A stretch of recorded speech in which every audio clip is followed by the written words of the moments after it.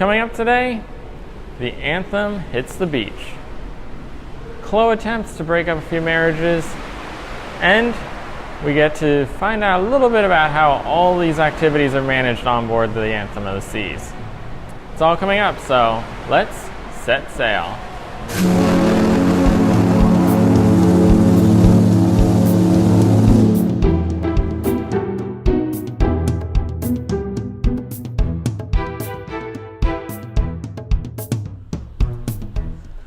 Welcome to day 6 of the cruise view from onboard the Anthem of the Seas. Once again, I'm Picone, and today was Wednesday, May 9th, 2018.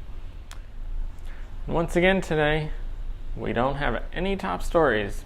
Always a good thing when everything is going smoothly. We got nothing to follow back on or check up on. Instead, we can go right into our location, which was Labadee, Haiti, Royal Caribbean's private island and part of the new Perfect Day collection. So based on the captain's recommendation yesterday, woke up at 7:30 this morning for what was supposed to be, I believe, 8:15 that we'd start to see land, and at 8 a.m. the land was clearly visible. At 7:30 when I woke up, you could see it on the horizon, just a shadow of the mountains. By 8 o'clock you could fully see the land and all the detail of it, and by 9 o'clock we were completely docked. So it was right on schedule, a little bit early, as has been the case with every port of call so far this sailing. And because we're fully docked by 9 o'clock, that meant that the process to get everybody ashore went a little bit earlier than was expected. Then this afternoon, the all aboard time was at 4:30, and normally shortly after there we'd leave, but today there was a medical evacuation at about 4:30 exactly, when the captain should have been taking us off, and everybody was on board. Private island usually is pretty easy to make sure everyone's on board. There was a helicopter that flew over, landed on the pier, and attended to a passenger who was supposedly injured doing the Dragon Tail roller coaster today. So the helicopter came in and took that passenger off, and as a result, that delayed us by about half an hour, so we did not actually end up leaving until just before 5 o'clock. Right when we left, about 30 seconds to a minute later, is when the helicopter then took off to leave as well.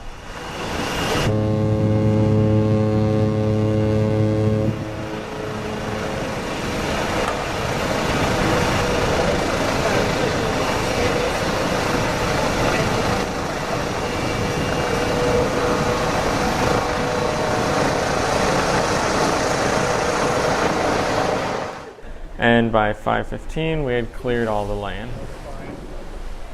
So once again today, we did have a delayed departure, but had we been right on time, we would have been early, because the delayed departure was right on time for our original departure, which was scheduled for 5 p.m., half an hour after the all aboard, which is the normal process to ensure everybody is on the ship and everything is going according to schedule. So for the weather, Labadee, Haiti, the beach island. You always want to have some bright sunny skies, some warm, perfect weather for the beach, and today was no exception. We had a sunrise at 6:15 a.m., a little earlier than when I woke up, earlier than our arrivals. We didn't get that beautiful sunrise arrival like we did for Puerto Rico, but it was fully bright and we could start our day off the moment we got there. And tonight we had a sunset at 7:13 p.m., long after we had already left Labadee. But in between, we had a high of 85 degrees. Felt like it might have been much higher, but I believe from what I've heard, we have only hit about 85 degrees today. But either way, it was incredibly hot today in Labadee. It was very sunny, pure blue skies, and what's crazy is it was blue skies, sunny, and beautiful over Labadee. But if you looked around the island, there were heavy clouds everywhere else except Labadee.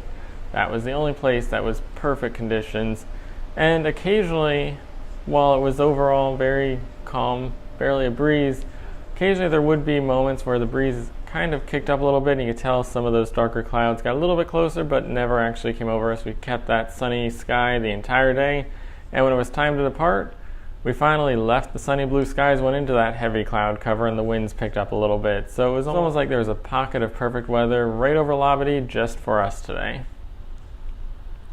And moving on then into the Cruz Conference, which of course, being in Labadee means the majority of it is Labadee in our visit. So this is the 4th time that I've been to Labadee. Of course, private island. Did not do any excursions time in the past. I have done things like the parasailing and the jet skis. This time, stuck to the island itself and the beach. First time I was there was 2004 on the Voyager of the Seas. The second time was 2007 on the Liberty of the Seas, both of those predating the pier. And then 2014 I returned for the first time since the complete redo of the island, and that was on board the Grandeur of the Seas when we were docked alongside the Explorer of the Seas. And if you watched that episode of theCruiseView, you know that was not the smoothest day. That island was overcrowded. They completely ran out of food and could not actually feed everybody. The ships miscalculated or something, whichever the case was. One ship believed that they were responsible for only enough food for themselves, while the other ship believed that they were each responsible for half the total guests. And as a result, they were short on food. So there were huge lines everywhere, crowds of people everywhere. Everybody was hungry, angry. It was just not a very good day or showing for Labadee. But today, the 4th time there, Anthem of the Seas, the largest of the ships that I have been to Labadee on, and it was absolutely perfect. They hit everything just right, and surprisingly, it did not seem like there were any activities scheduled for Labadee. Usually there's some things in the compass, special things the cruise director staff did not hear anything about. That didn't sound like they actually scheduled anything like that, but there was still plenty of just beach stuff going on throughout the day, and everything ran smooth. It was very empty island, and the moment that we got off of the ship, walking down the pier, the first improvement was right there in front of us. They used to have tendering at Labadee. You'd go from the ship onto a tender boat that would take you over to the island itself, or the peninsula, I should say. And when they built the pier, those tender boats were, for the most part, moved to Coco Cay. But one of them seemed to remain, and today they used that boat to actually tender from the pier, right next to the ship, over to Columbus Cove. So when we were on the Grandeur, and the Explorer was also docked there, when we got off the ship, we had to walk down the pier. There was a tram there for people who needed the assistance, and you could take that tram all the way across the peninsula to Columbus Cove, which was a bit of a long ride to get there. And with so many people needing that, because it is a very long walk, it was about 10 minutes today when I walked it. So obviously that is a difficult walk for a lot of people. So the tram is very important. Well, with the tender, you can get onto the tender right at the pier and go straight to the old tender docks that they used to use. Those docks still remain. They have not removed them. They're exactly as they used to be. And now they're used to tender from the pier to the other side of the peninsula to make things a little bit quicker and easier for people. So that is a certainly huge improvement. It made things much quicker this morning, and definitely improves the guest experience overall at Labadee. And once over there, as I said, everything was empty. The entire island was empty. I walked around that whole island twice. There were empty chairs everywhere, plenty of sand, the walkways are empty. It was completely empty compared to last time. I mean, last time it was so overly packed that you could barely move, and this time it was pretty much empty. And Explorer of the Seas is a smaller ship than Anthem, obviously. It's about 1,000 passengers less than the Anthem holds, but she was there with the Grandeur, who holds just under 2,000, or at least just under 2,000 on that sailing that we're on.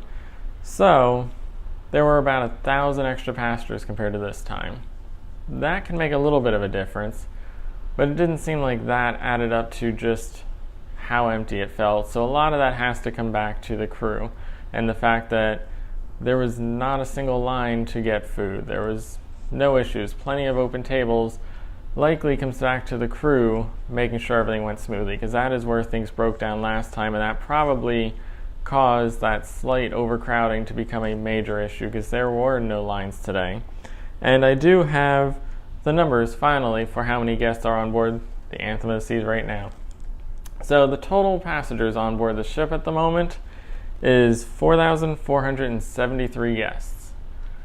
For comparison, last year there were only 4,300 guests on board. So while she feels emptier, something that I seem to say every time I'm on a Quantum class ship, she feels emptier than the last time, but she actually has more passengers than the last time. Compared to the Quantum of the Seas, those two sailings were at 85 and 83% of their double capacity. The Anthem of the Seas last year was at about 102% of her double capacity. And this sailing, the Anthem of the Seas, is at 107% of her double capacity number. That makes this the most crowded sailing I've ever been on, finally topping the Oasis of the Seas back from 2010. So this should feel crowded, this ship. It does not at all, and it did not in Labadee, even with a ship this size. So I'm sure if you're on an Oasis class, it's a little bit bigger capacity. It's about 1,000 more guests than what are on here, but there seemed to be plenty of room for that extra 1,000. And as I mentioned, I did walk the island. Last time I was there on the Grandeur, I filmed the Labadee tour video using my signature panning style.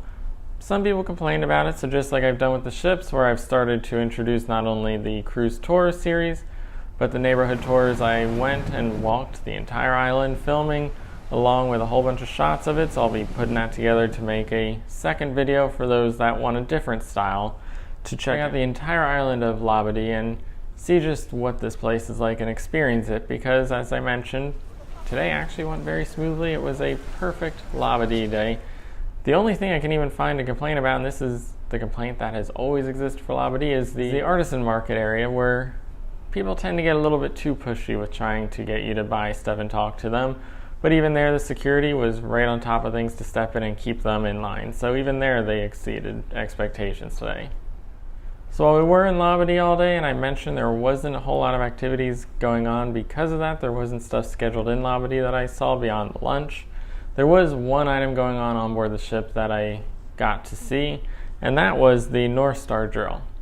This is something we've heard about for a long time. Ever since the original Quantum of the Seas set sail, you've got North Star pretty much right above our heads at the moment, which takes guests up to 300 feet into the air. And the thing people have asked since the day they started using it, what happens if this thing breaks down? What happens if we get stuck here, especially when it used to go all the way over the side of the ship? And they'd give a couple humorous answers, but the main answer has always been they'd hook up a zip line and you'd zip line on down from the North Star to the pool deck. Well, today we finally got to see that in action, not because something went wrong, but every roughly 4 months they actually do a standard zip line test run, where any of the new sports staff who have not done a zip line from North Star has to go through the process, and any that want to repeat it get to go through it to make sure that everybody understands just what to do in case of emergency, so that when the time comes, they're all prepared to handle it. So today, as we were on that tender boat heading over to Columbus Cove, the zip line was hooked up to the North Star. It actually ran from the North Star pod down to the base of the crane, so it did not go to the actual pool deck, which I was kind of expecting to shoot across the pool deck closer to back by the SeaPlex, perhaps the suite area, but it actually went to the very base of the crane, so right above us, right over top of this middle section of the indoor pool, and hooked into there. And then they had a zip line that they actually slid down that line, and it seemed like they had it hooked up in a way that they controlled the speeds and basically only moved people as they wanted to, so it wasn't a full-blown zip line like they of course have at Labadee, or even like on the Oasis class. It was a very slow, controlled glide down to the bottom to ensure everyone gets there safely. So if anyone's going on the North Star and concerned about anything, rest assured that the crew does test the stuff, and it isn't just a theoretical, this is how we're going to save people. It is an actual proven plan, just like the lifeboat drills that the crew do once a week where they lower the lifeboats. It is an actual plan that they have put into place and proven that it is fully functional, and they are ready to go if it were to come into action at any point. So we were in Labadee all day, basically spending time on the beach and exploring the island, but once we departed at 4:30 and eventually at 5 o'clock truly left, the only thing after that then of course came dinner. So for today's dinner menu, we had a variety of items on it. It was a better menu than some of the past days. For a starter today, I got the Asian style pork tacos, which were an item that comes straight off of the old Silk menu. One of the good items on there that or I believe an appetizer as part of that menu. And if you look at any of the Silk marketing, even just the screens they have down by Silk, you'll see those are often still displayed as part of the rotating images there. But that was listed as a starter for today's menu. And then for the entree, I went with the chicken parmesan. An absolutely delicious slice of chicken and some ratatouille for that one. And then for dessert, I went with the tres leches, which tasted almost like a strawberry shortcake, and it was moist, absolutely delicious. So then following dinner, of course, after dinner always comes the show, so heading across the ship to the Royal Theater. The show tonight was a single showing with a headliner act, Troy Thurgill, which is a comedian. He's done some past Royal Caribbean ships, but in a rare first, this is the last headliner of the sailing, and we have not seen any of these before, so they're all brand new headliners for us. And as I mentioned, this was once again another comedian. Compared to the last one, which was very spot on, interactive with the crowd, there's a little interaction with the crowd, but for the most part, this was a lot of more traditional long run jokes that built, and you needed to really rely on some of the previous jokes to get the punchlines of it. So it was a much smarter comedy show than some of the other ones we've seen. They have soups on ships that I've never seen anywhere in my life. It's always a combination of meat and fruit. But the funny part is every single person in here will just eat it without question. I've never seen anybody, all my time on ship, I've never seen anybody stop and go, now what is this? People don't want to look like they're not cultured, so people just go, I think this soup must be from Jamaica. And then he will, of course, be back again. He only did one show today, not two for the two seatings, but tomorrow he will be back at 10:15 for a second show, but it will be the adult show rather than for the second seating. So that went until about 8:50 tonight. And then tonight, the big event was the Love and Marriage game show at 10 o'clock, but that left about an hour and 10 minutes so to help fill that gap, instead of just staying in the Royal Theater for the whole time, we went right across the way to Music Hall to catch a little bit of karaoke. Not sure if a lot of other people had the same idea, but it was packed tonight. A lot of people tuning into karaoke. The bottom level was packed, the top level was packed. You really could not see anything for the most part because it was so deep with people all the way around that top level. So a lot of people checking out karaoke. Not sure if that is a big thing on this sailing or not. Haven't heard anyone talk about it. But tonight, at least, it was certainly a big event. And then, as I mentioned, 10 o'clock, back to the Royal Theater for the Love and Marriage game show. Classic Royal Caribbean game. Very similar to the style of that new Name That Tune, except this is the original that is on every single ship. So every sailing features the Love and Marriage game show. Very traditional game with a newlywed couple, longest married couple, and then somebody in between. And tonight's show was hosted by Chloe, the cruise director, and the comedy of it was spot on, incredible. Chloe has a knack for humor, for really making fun of people and making jokes out of people while not crossing that line or getting into that awkward area. She manages to joke with people rather than at people's expense, and tonight she really put that into full display. It was probably the most hilarious Love and Marriage game show I've seen, not because of the contestants or what they've done, but because of Chloe and the jokes that she made throughout the show and that she continued to rely on throughout the rest of that show. So that was an absolutely great one. If you're on a sailing with Chloe, do not miss that Love and Marriage game show because she certainly knows how to pull that one off well. I don't know. In the ocean? That's wrong too? Yeah, that's wrong too. But I'm going to give you one more try.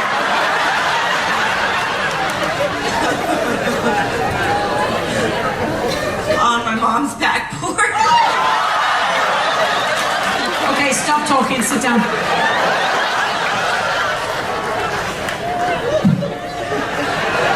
All you cared about was the fishing, wasn't it? That's all you cared about. When you were fishing and you went to the fishing hole. Oh, so you went back at the winter time as well.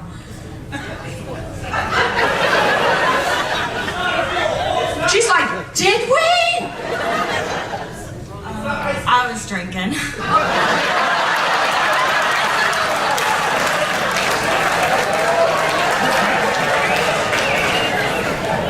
Drinking, fishing, frozen. I'm not liking where this is going. I'm really not. I mean, what if she went down the hole?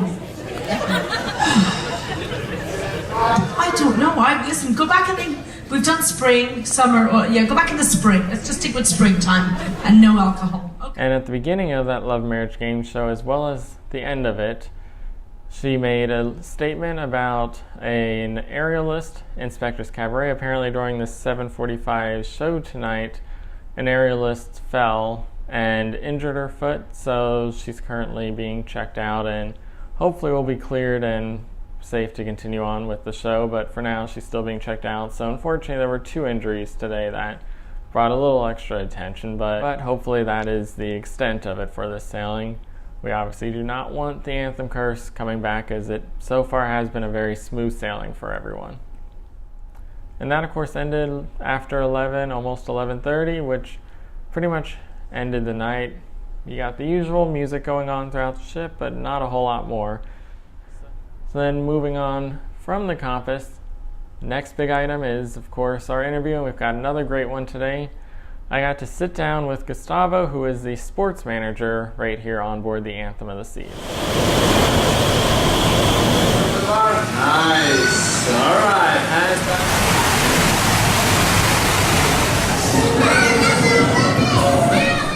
So today I am joined by Gustavo, the sports manager on board the Anthem of the Seas. Thanks for joining me. Thank you very much. So you are the sports manager on board the Anthem of the Seas. That puts you kind of the highest rank within the sports division here. How did you get to this spot? Well, I entered the company 7 years ago as a sports staff. 1 year later, I became sports supervisor. At that moment, I was doing a Brazilian season. I'm a Brazilian, so they need a sports supervisor to the Brazilian season in the small ships. Yeah. And after 2 years, I actually stopped working for Royal Caribbean, was working the World Cup in Brazil. And then I heard about this position, the sports manager position. So I applied and I got the position. At the moment I was on the Independence, that is a smaller ship than this one. Mm-hmm. And that I made my way up to the Anthem, and I've been here in the Anthem for 1 year now. Okay. So what kind of previous experience do you have or is required to work within this area? I had a degree in physical education and I have a master in sports management. Before Royal Caribbean, I was working as a personal trainer back home. Yeah, and then I applied for the sports staff, and in between contracts, I managed to work for the World Cup in Brazil and also for the Olympic Games as staff manager in Rio 2 years ago. Mm-hmm. So that was all my career, actually. So with the sports area, there's a lot of different activities, everything from rock wall to iFly. How do you go about planning out the schedule of all those events? Oh, it's all about the demanding, yeah. So of course here in the Anthem, the most popular activities are iFly and North Star. So we know that by Sea Day, for instance, we have to have this open the whole day, yeah.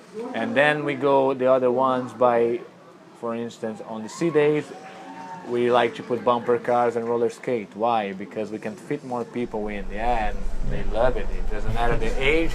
They love it, adults, kids, so we can actually please everyone, yeah.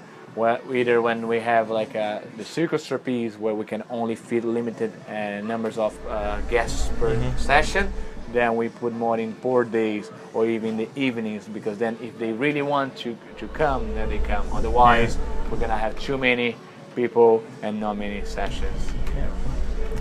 So sailing out of the Northeast specifically, there's a lot of rough weather. So how do you deal with the adverse weather conditions? Well, again, like as always, we always consult the bridge, myself and the engineers, to see if it is safe to open. If it is safe to open, we keep open. However, the problem is like when we have high winds or if the ship is too rocky, we have to close, and then we start the working of rescheduling people. Mm-hmm. Yeah. So always my staff stay there. We always save some spots behind for if this happen, so we can reschedule all the guests. The idea is to minimize the damage control. Yeah, in smaller cruises, it's quite harder in short cruises to reschedule everyone. Yeah. However, we always try to do our best in order to, if you have a reservation, we're gonna give it back to you. Doesn't matter if the weather was good or not. So whatever the weather is not good, I try to reschedule everyone who has the reservation. Yeah, and we always try to put in port days, because then for sure they're gonna have that ride. Because otherwise, when you reschedule the guests once, they get a little bit upset, but they understand. If you do this twice, then we have a big issue. So Royal Caribbean is known as an innovative company. They're always pushing the boundaries, adding new things, most recently with the iFly and the North Star. How does your team learn these new skills when these new areas are opened up? Well, we always say here that safety is always come first, yeah? As you say, like, we always put in new things, yeah? And we need to make these people have fun. And to them to have fun, we need to make sure they are safe. That's the first thing. So the training and the coaching on the staff is daily. Yeah. For iFly, for instance, they receive a 1 month training. So a trainer come on board and do this training whenever they are off duty. Yeah. So only after 1 month and they be approved, they're going to be able to be iFly.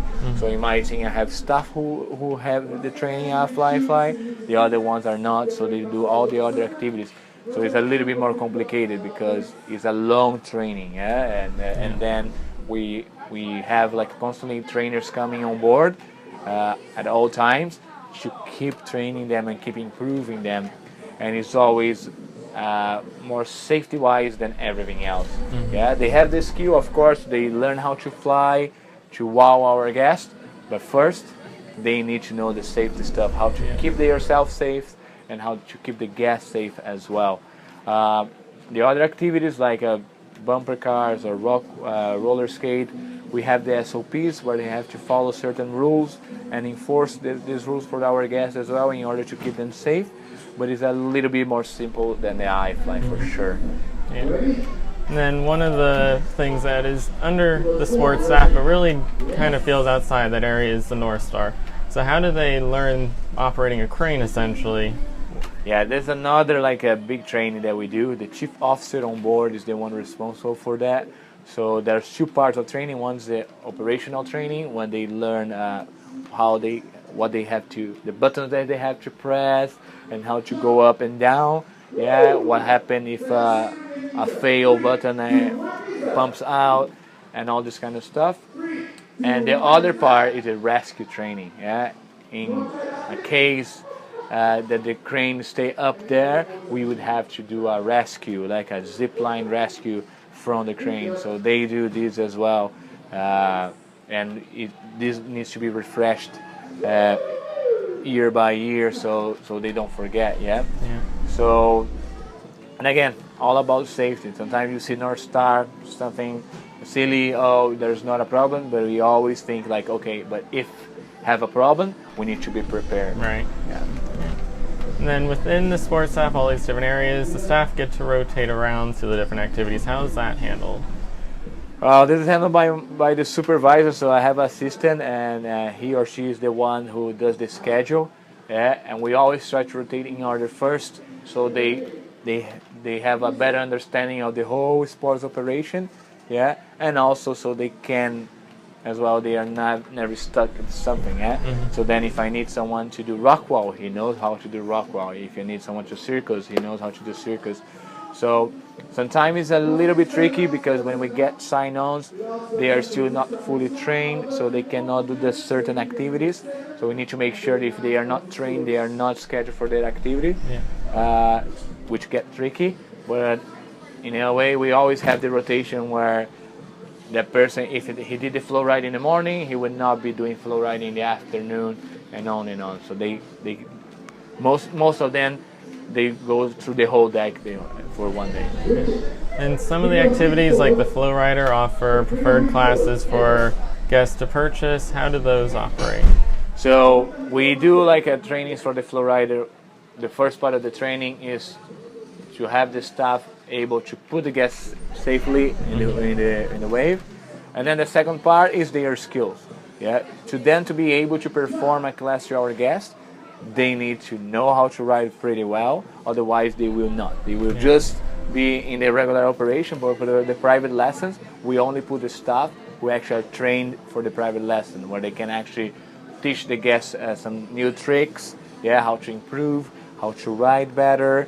So we do this like especially in 4 days when we have more time. I go with the guys, we stay riding. Then we have levels.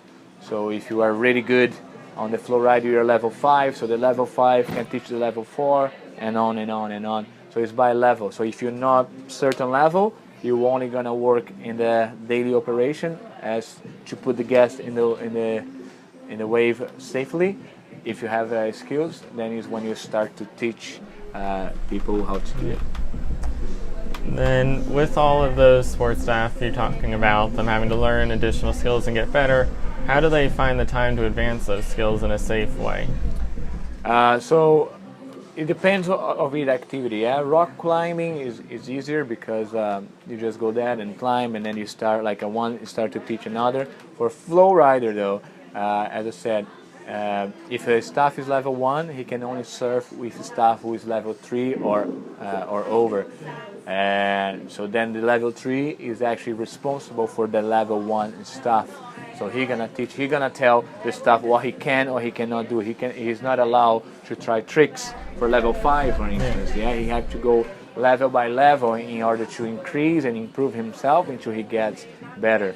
So then if you are level 3, you can ride with everyone like level 2 and 1, but then you have to be taught by someone is level 4 or level 5, and on and on. So they always have to be supervised for someone, yeah, there's more skill than them in order to improve.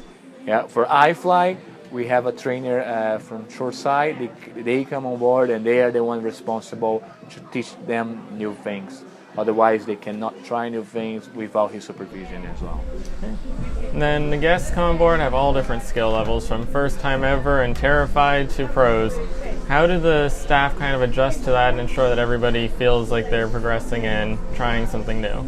That's the tricky part, because at the same time that we want to push the guests to have the experience, we need to know each and every guest limitation, yeah, in order to don't have them hurt, yeah. So the idea, and then what I always tell to my staff is push them as long as you feel that it's safe. So if someone is afraid to climb the wall, yeah, let's push them to climb the wall, yeah, because it's safe. We go step by step. iFly, if they don't have any previous injury and they want to try, yeah, let's try. And as long as they feel that it's safe, great. Let's keep pushing. Let's try to improve the person experience. That is not just about to put the person there. It's about to actually have the person having a wow, the guest having like a bad experience and go back home and say like, oh, that was amazing. Yeah. Usually the best comment that I get from guests is guests that are like, oh, I was afraid to do it, but my instructor made me feel safe, so I went and do it. Yeah, so we need to tell the guests exactly the truth. Oh, you might get hurt because of this and this and this, but in the other way, we're gonna keep safe in this and this and this. So the guests can make the choice and can feel safe by having the instructor. Yeah, and I can certainly say that's the case. On Quantum, I spent 18 days watching trapeze, terrified to do it, and when I finally did it, it was all the instructors that made it fun. Exactly. That's what they are there, you know. They are trained to make sure that you are in good hands, yeah, and then you're gonna have fun and not get hurt. Yeah. All right. Is there anything else that you'd like to tell the viewers? No, I just thank you very much for this opportunity, and I hope you all have a chance to come to one of our ships so we can actually deliver this amazing experience. And if you come, please come to the sports deck, because it's for sure the best part of the cruise. All right. Thank you. Thank you very much. So I want to thank Gustavo for taking the time to talk to me. Of course, he is responsible for a lot of what you see on board this ship. While Chloe is responsible for all the entertainment stuff, Gustavo is responsible for all of the sports activities. That includes everything from the iFly to the North Star. So there is a lot that falls under him on board these ships, and as new ships come out, sports managers keep on getting more and more responsibilities as they add additional activities. Tomorrow, of course, will be the first of our 2 sea days to get back up north to Cape Liberty and unfortunately end this sailing. But for now, I am Picone, and stay tuned for the links. There is a lot of Labadee content you're not going to want to miss.